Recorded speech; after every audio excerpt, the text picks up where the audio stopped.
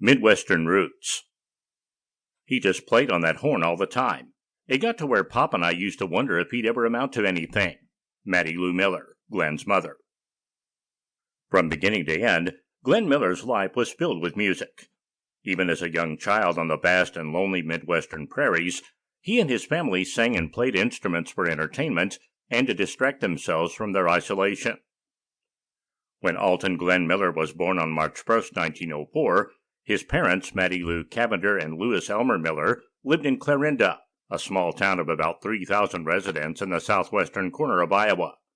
His older brother, Elmer Dean, was born there in 1901, and as their father already had, both boys eventually rejected their first names in favor of their middle names. "I couldn't stand the name Alton," Miller later said. "I just hated the sound of that name. That's why I've always used Glenn instead." The Miller family moved into a sod hut on a homestead near Tryon, Nebraska when Glenn was 5 years old. Elmer worked in North Platte, about 35 miles to the south, while Mattie Lou and the boys held down the claim.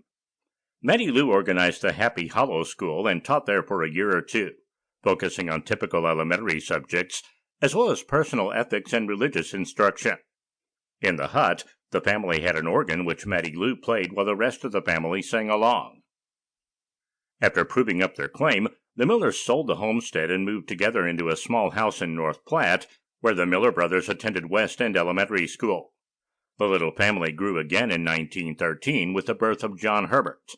Not surprisingly, he also eventually rejected his first name and chose to be known instead as Herb. In 1915, when Miller was about 11, the family moved east to Grant City, Missouri. His mother later recalled that around that time, she and Elmer bought Glenn a mandolin, but the boy soon traded it for an old trombone. "I didn't know he wanted a horn, though I expected all boys like horns," Mattie Lou later said. Glenn never said so, but he never said much anyway.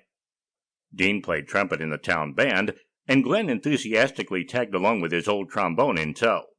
Miller explained, "That old slip horn had one foot in trombone heaven, but oh boy, how I loved it. It was my first love."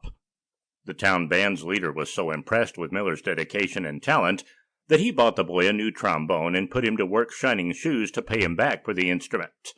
Miller also played his trombone in his Sunday school orchestra when he was 13.